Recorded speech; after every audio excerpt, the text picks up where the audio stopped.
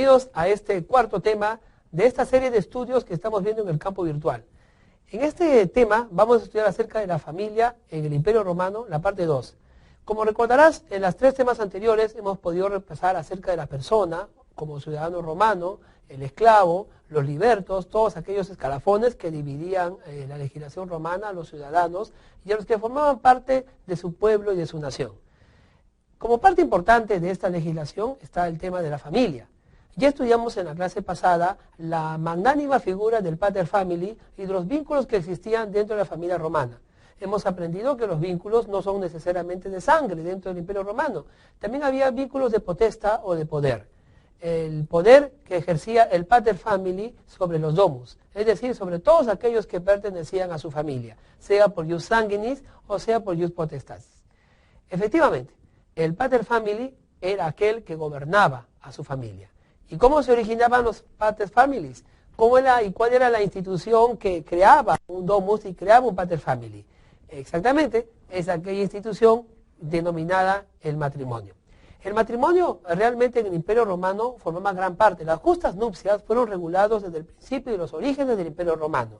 Estas justas nupcias solamente se podían dar entre el ciudadano romano y su esposa. Las justas nupcias estaban debidamente legisladas y creaban ciertas instituciones y cierta normatividad que protegía al Estado y también protegía en primer término a esta institución dentro de la sociedad.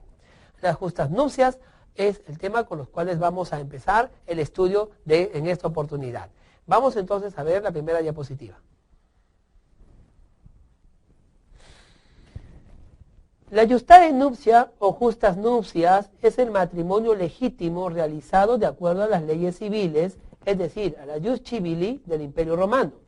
El derecho romano presenta la particularidad de legislar 2 clases de matrimonios. Uno es el matrimonio con manu y el otro es el matrimonio sine manu.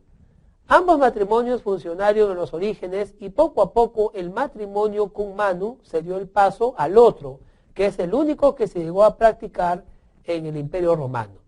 En Roma, el matrimonio siempre fue monogámico. Lo era también el concubinato. El matrimonio ha sido en principio cum manum, en el cual la mujer pasa en calidad de hija a la familia del marido. Al contrario, en el matrimonio sine manu, la mujer queda en su familia de origen. La manus es entonces un poder que da al marido una autoridad sobre la mujer igual a la que tiene el padre sobre los hijos. En la época de Justiniano existen solo matrimonios sine manu. El matrimonio está precedido del noviazgo, al cual los romanos le llamaban esponsalia. En la figura que estamos mostrando en la diapositiva podemos ver la representación de un matrimonio de la época. Allí podemos contemplar al ciudadano romano o patricio recibiendo la manu de parte de su futura esposa. Obviamente todos ellos dirigidos por un sacerdote y dentro de una ceremonia llamada justas nupcias. El matrimonio romano era la base de la familia y el origen de un pater family y una posible casta. El ciudadano romano recibía este poder y recibía a la esposa, como ya dijimos, como se recibe a una hija, teniendo el poder sobre ella como igual poder tenía sobre los filus. La manus, o poder del marido sobre la mujer, se adquiría de 3 maneras. Una era por ceremonia solemne religiosa, llamada conferreatio. La imagen que vemos en la diapositiva es justamente una de estas ceremonias religiosas. La conferreatio otorgaba la mano de la dama a su amante esposo, quien ejercía sobre ella derechos de pater family. Por adquisición de la esposa mediante la emancipación, o coemptio. Puede ser que un joven se haya emancipado de su pater family y podía recibir una esposa. O también sobre la venta ficticia en presencia de testigos ciudadanos y de libre pensadores. Era, según se afirma, una forma de matrimonio plebeyo. El matrimonio plebeyo era conocido como el nombre de la coemptio y por adquisición por prescripción, usus. Resultaba de la cohabitación continua durante un año entre un hombre y una mujer plebeya. Los plebeyos entendían en el usus o concubinato de plebeyos una forma de adquirir la manus, es decir, el posterior matrimonio. resultaba de la cohabitación continua durante este periodo de tiempo. La mujer podía evitarlo durmiendo 3 noches lejos del marido antes del fin de año. Esto se llamaba una acción de usurpatio trinocti. En la figura que estamos mostrando en la diapositiva podemos ver 2 flamantes esposos con su familia. Obviamente, como ya explicamos, los vínculos de esta familia eran de jus sanguinis o de sangre y también vínculos de potestas, es decir, del ejercicio de la patria potestad del pater family sobre sus filos y sobre la domus en general. No sabemos cómo en esta escultura el padre haya adquirido la pater family, pero sí sabemos que esta figura se trata de un ciudadano romano a la que definitivamente se originó como justas nupcias. La conferreatio y el usus dejaron de existir en el primer siglo de la era cristiana, porque el cristianismo influyó de tal manera en que el matrimonio era visto como un estado único de convivencia entre hombre y mujer. El concubinato o el vivir o compartir sexualmente antes del matrimonio era visto pues y es visto como pecado para la fe cristiana. El matrimonio sine manu no tiene ninguna formalidad jurídica. Es únicamente una situación de hecho reconocido por el derecho, fundado en el consentimiento mutuo de los esposos y de la vida en común. Se distingue del concubinato por ciertas formalidades nupciales exteriores, es decir, fiestas, sacrificios y una constitución de dote. En la figurilla que estamos mostrando en la diapositiva podemos ver un ejemplo de lo que sería el matrimonio con formalidades nupciales y fiestas que podemos ver allí en la parte posterior de la imagen. Este matrimonio correspondería a un matrimonio sine manu, es decir, no vemos allí la presencia de un sacerdote, no vemos allí la presencia de un pater family que entregue a una hija o dé la permisibilidad a un hijo para poder casarse con esta mujer. Definitivamente el matrimonio de la imagen es un matrimonio romano sine manu. No hay que olvidar que tanto uno como el otro sí tenían y generaban derechos de pater family. Ahora bien, cuando se iniciaba un matrimonio se esperaba que no lo hicieran en la completa orfandad o desventura. El consentimiento de los esposos y de las personas que los tenían en su poder, es decir, alieni juris, fueron regulados por la ley Augusta y por la ley Julia. Y consistía en prometer al menor casarse con la autorización del magistrado en caso de rechazo injustificado del pater family. El magistrado podía intervenir para que un menor, o en todo caso un filos, pudiera casarse en matrimonio, pudiera entregarse en matrimonio a una mujer. La edad legal para que esos hombres pudieran recibir la autorización del magistrado para casarse era, sorpréndase, de 14 años de edad. Y de las mujeres era de 12 años. Lo que hoy día sería para nosotros la etapa de la pubertad. Ya en la pubertad los hombres podían casarse y las mujeres también, siempre que tendrían el consentimiento del pater familis o la autorización de un magistrado romano. El connubium, o sea, el derecho de contraer una justa nupcia, no eran impedimentos para contraer el matrimonio en cualquiera de las dos modalidades. En ambos casos, el connubium podía ser la primera parte anterior justo del matrimonio. En la imagen podemos ver el momento en que un romano está de alguna manera pidiendo la mano de la hija. Parece que en la imagen el pedido ha trastornado a la madre, ¿no?, que se encuentra al lado del pater family, y se está negociando la entrega pues de una esposa. Habían causas de disolución del matrimonio dentro del Imperio Romano. En la imagen podemos ver un matrimonio y en la segunda imagen en la que estamos mostrando en este instante, usted podrá ver cómo se termina una relación de esposos. Las causas de disolución del matrimonio en el Imperio Romano eran las siguientes: la muerte de uno de los cónyuges, la pérdida de la libertad de uno de ellos, recuerde que solamente podía haber matrimonio entre hombres libres, la pérdida de la ciudadanía romana o la pérdida de los derechos de familia por causa de indignación. Podía ocurrir que el hombre que se casó perdiera la dignidad de pater familia o perdiera la ciudadanía romana por la comisión de algún crimen. En ese caso, el matrimonio se extinguía. También existía la figura del divorcio, es decir, la disolución voluntaria de ambos. En la imagen que vemos, podemos encontrar aparentemente la figura de un divorcio de la época romana. Podemos contemplar allí cómo ellos se despiden, así como se entregaban la mano, también se las devuelven. En el Imperio Romano, los efectos del matrimonio eran los mismos en lo tocante a las relaciones de padre a hijos. Porque la mujer, en cuanto a la mujer, porque diferían según que haya o no manus. En el matrimonio con manus, por ejemplo, la mujer era loco filiae, cae dentro del dominio del marido. O si este es aliene iuri, en el de pater familis. Su familia es la de su marido, que la trata como hija. La manus tiene mucha analogía con la patria potestad.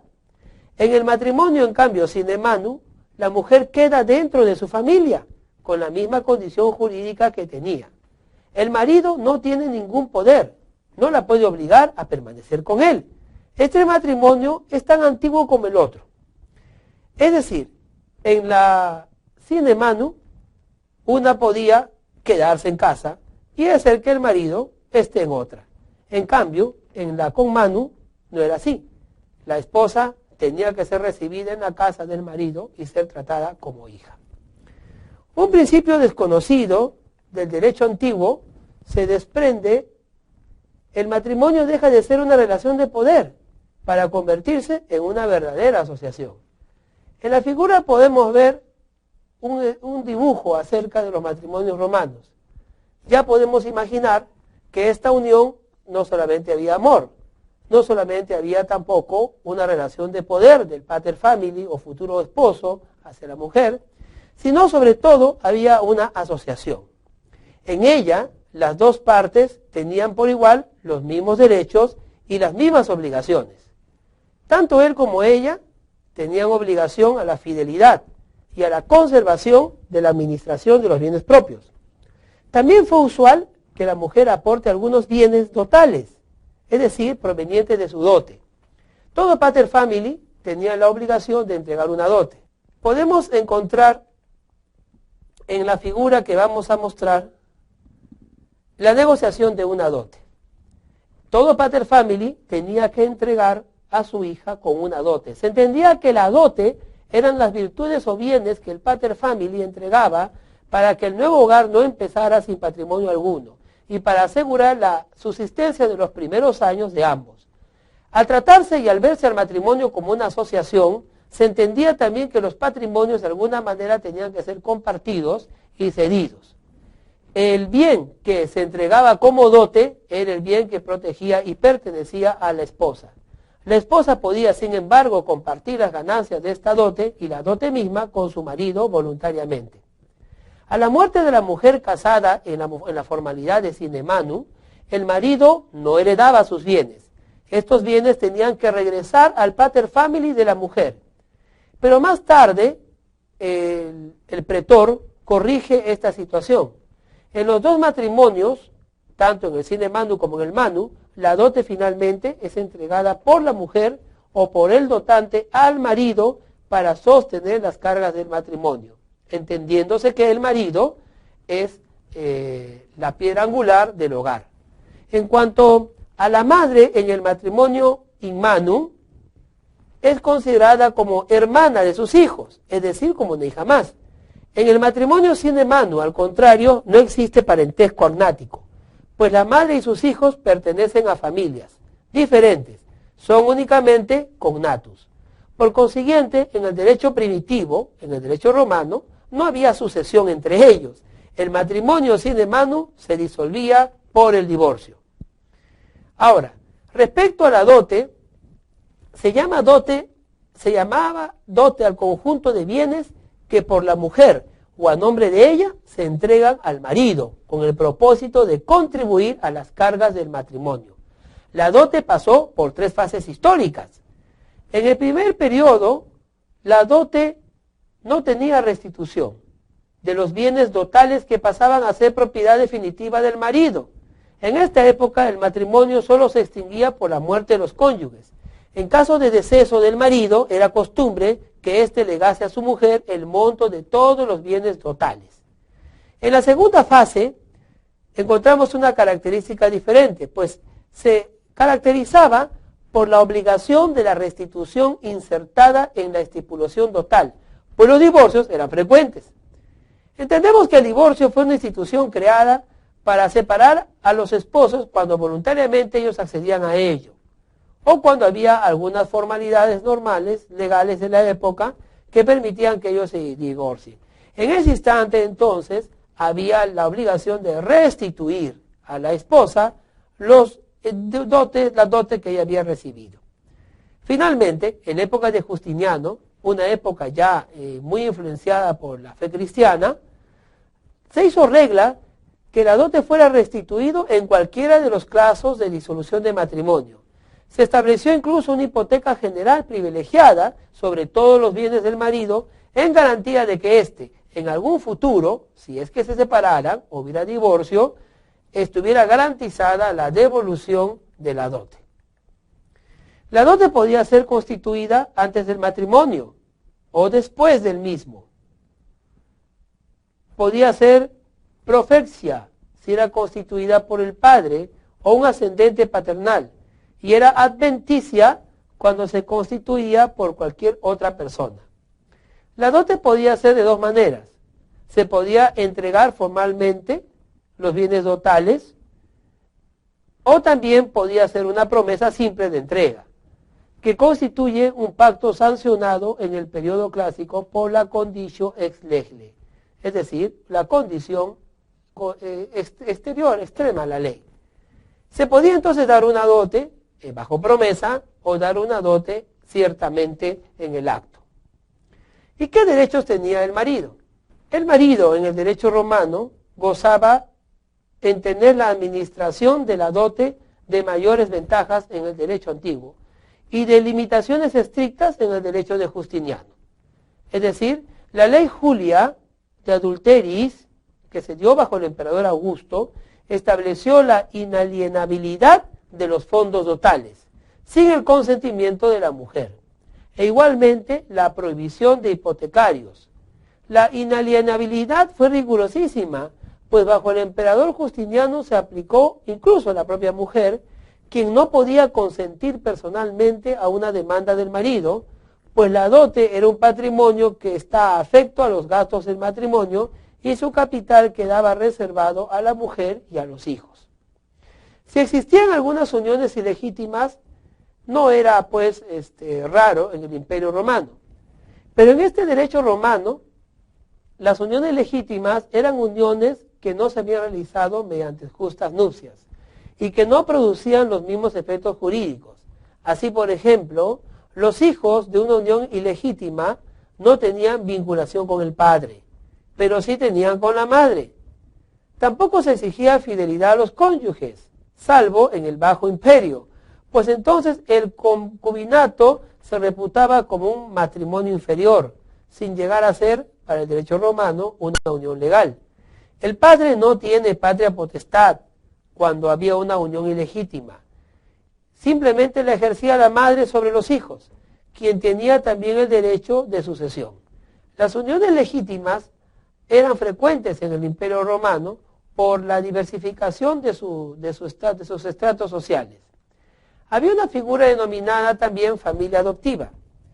La familia adoptiva era una institución que existió en Roma durante mucho tiempo y que tuvo una importancia social considerable, al igual que en muchos derechos primitivos. Se puede definir la adopción como una institución destinada a crear artificialmente patria potestad, permitiendo al hombre que no tiene descendencia legítima crearse una. El adoptado, por el derecho romano, se considera como hijo in potestate de su pater family, es decir, como nacido dentro del matrimonio. En la imagen que hemos estado mostrando en varias disertaciones, podemos ver una familia romana en la que es evidente la diferencia de edades que existen entre los supuestos filos que rodean al pater family. Obviamente es fácil concluir, es sencillo concluir de que muchos de estos fueron adoptados, es decir, se han creado una filiación de poder y una filiación de protección y tutela, pero no de sanguinis. La adopción ha tenido en el derecho romano varios fines importantes. Había un fin familiar, luego también corregir las consecuencias rígidas de la nación. Había un fin religioso, continuar el culto de los antepasados, y también había un fin político, porque se hacía adquirir el derecho de ciudadanía a quien formaba parte de una familia romana, o permitía la transformación de un plebeyo a un patricio por haber sido adoptado por un pater family. Los romanos tenían varias clases de adopción. Se distinguen al menos hasta ahora, según la historia y los estudiosos, dos clases de adopción. Una era la adopción propiamente dicha y la otra era la adrogación. En realidad la adrogación fue más primitiva y más solemne y era celebrada públicamente y era el acto por el cual un pater familia hacía entrar como filius en su familia a otro pater familia romana. La adopción requería siempre el concurso activo o pasivo del poder público. Los magistrados y los que formaban parte de los poderes de Roma tenían que actuar e intervenir de alguna manera. La adrogación, por ejemplo, por su importancia, requería el informe del pontífice y el voto de los comicios. Luego, a partir del emperador Diocleciano, se realizaba mediante simplemente un rescripto del emperador quien controlaba el pedido y quien tenía la autoridad total de decidir si una adopción mediante adrogación podía realizarse. Esto porque la adrogación podía unir castas y podía unir dos poderosas familias de Roma, de dos ciudadanos romanos, y podía influir en gran medida en la estratificación de la sociedad romana. Dentro de la adopción propiamente dicha, el concurso de la autoridad era pasivo. El ceremonial exigido para borrar la patria potestad de la persona que daba a su hijo en adopción a otro pater family era en realidad algo así como hacerla nacer para que el otro la adoptara. Era la mancipatio. 3 mancipatios sucesivas, seguidas del injure setio.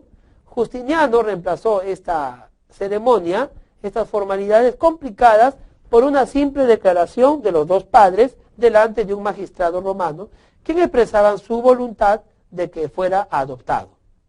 La adopción testamentaria fue en el siglo VII de Roma una verdadera adrogación, cuyos efectos se diferían al momento de la muerte del adrogante.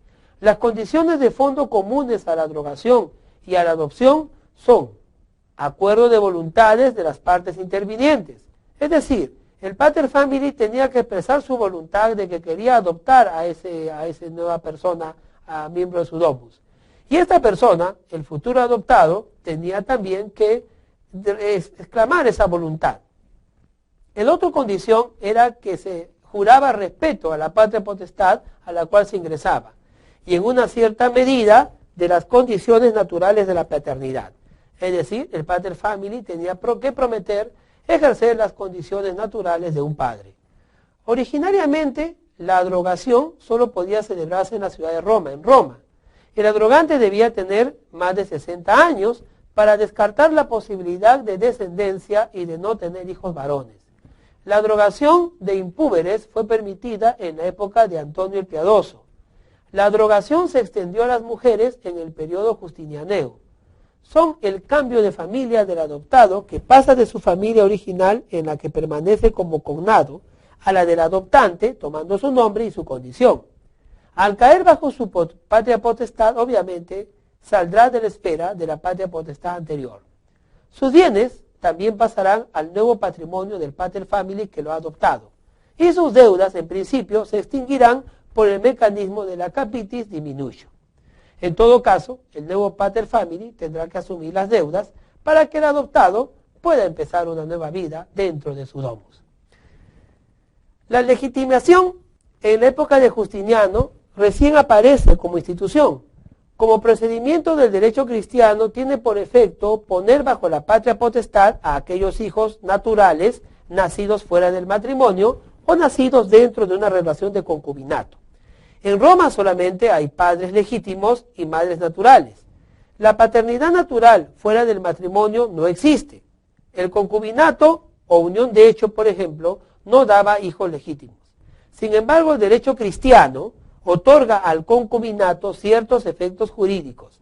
Por ejemplo, el reconocimiento de la paternidad natural, el derecho de sucesión de la concubina, la posibilidad para los hijos de ser legitimados en un acto que se llamaba liberti naturalis. La legitimación en la época romana se realizaba por matrimonio subsiguiente, posterior al concubinato, también por rescripto del emperador y por oblación a la curia. Matrimonio subsiguiente. Mediante el matrimonio subsiguiente, esto fue una institución empleada primero por el emperador Constantino, a quien se reconoce como el primer emperador de fe cristiana, y después sancionada por el emperador Justiniano. Se requería el consentimiento del hijo y se excluía a los hijos adulterinos e incestuosos. Producía efectos completos. Es decir, cuando hablamos del matrimonio subsiguiente, nos referimos a aquellos hijos que nacían de lo concubinato, no a aquellos hijos que nacían de relaciones adulterinas o incestuosas. Es decir, hijos producto de una relación amorosa de un pater family o un ciudadano romano, líder de una familia, con una mujer extraña. No, el matrimonio subsiguiente le otorgaba legitimidad a los hijos de concubinos. La otra forma era la oblación a la curia. Se trataba de un procedimiento curioso que consistía en una medida administrativa que el emperador Teodosio II legisló en el año 412 de nuestra era. Por medio de este procedimiento administrativo, el padre que tuviera un hijo natural podía legitimarlo, ofreciéndole en la curia de su villa natal, si era varón, y siendo hija, casándola con un decurión. Los efectos. El hijo caía bajo la patria potestad del padre, del cual era agnado, pero no tenía vínculo con los agnados del padre. Se operaba la legitimación demandándola al emperador, el que podía acordarla si el padre no tenía hijos legítimos. Producía efectos completos como el subsiguiente matrimonio. La rescripto del emperador era esta tercera forma, y como ya dijimos, operaba y generaba una legitimidad basada en la voluntad del emperador. Todas estas normas y formalidades nos ayudaban a nosotros a entender la importancia de la familia en el derecho romano. Los hijos, las formas de adquirir el matrimonio, la forma de legitimar a los hijos nos habla de un imperio, de una legislación justa y de una normatividad que quería proteger a todos los elementos de la familia. Gran parte de estas instituciones, gran parte de este derecho podemos nosotros tenerlo en la actualidad. En la actualidad nosotros tenemos un derecho de familia bastante ampuloso y bastante que engrosa nuestro Código Civil. La figura de la patria potestad, la figura del Consejo de Familia, las diferentes figuras de curatela, tutela, tienen su origen en el derecho romano. El matrimonio, la forma de sucesión, la forma de legar, el gran conflicto que hubo en las normatividades anteriores entre hijos legítimos e ilegítimos hasta el punto de llegar a hijos matrimoniales y extramatrimoniales como está legislado en el día de hoy, todo tuvo su origen en teoría y práctica en el derecho romano. El derecho romano protegía a la familia, lo protegía mediante normas penales que sancionaban tremendamente los delitos que se cometían contra ella, los delitos entre comillas que se cometían entre ella. Se buscaba de alguna manera que la familia tuviera esa cohesión y esa permanencia en el tiempo.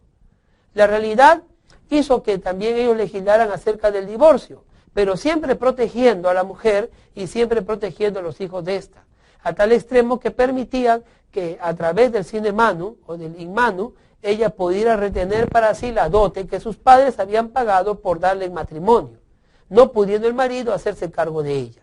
Los emperadores y los magistrados hicieron que estas leyes se cumplan, al menos para aquellas personas y aquellos ciudadanos para los cuales las leyes formaban parte y cubrían esa legislación.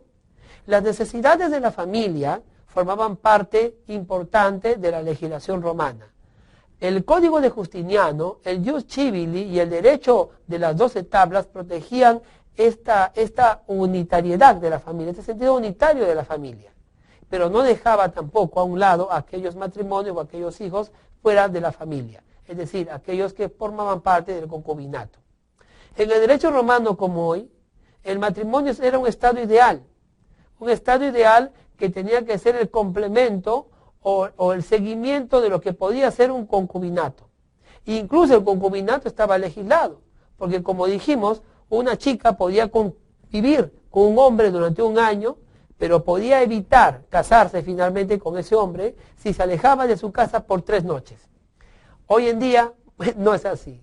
En realidad entendemos, y siempre ha sido así, como lo entendieron los romanos, que había que haber la expresión de voluntad entre una persona y otra, para que se unan, sea por criterios de asociación, sea por criterios sentimentales. El matrimonio consistía en una unión madura, bien pensada, y en una unión que llamaba a toda la reflexión, incluso a la intervención de terceros, como el pater family, quien en muchas ocasiones podía decidir con quién te casabas tú. Qué interesante estudiar y saber que el derecho romano protegía a la familia. Qué interesante saber que protegía a la esposa y a los niños, y obviamente también le daba la autoridad al pater familia, una autoridad que en aquellos tiempos era necesario que él tuviera. Hemos heredado del derecho romano esa visión de tutela y protección que hoy en día las naciones del mundo aún mantienen en todas sus legislaciones. Al terminar esta unidad, te animo a que sigas estudiando, a que sigas repasando todos los temas que hemos tratado y que reflexiones acerca de la importancia del derecho romano y su gran influencia en la persona, en la familia y en los temas que estamos tratando. Vamos entonces muy pronto a iniciar contigo la tercera unidad de esta historia maravillosa, de este estudio del derecho romano.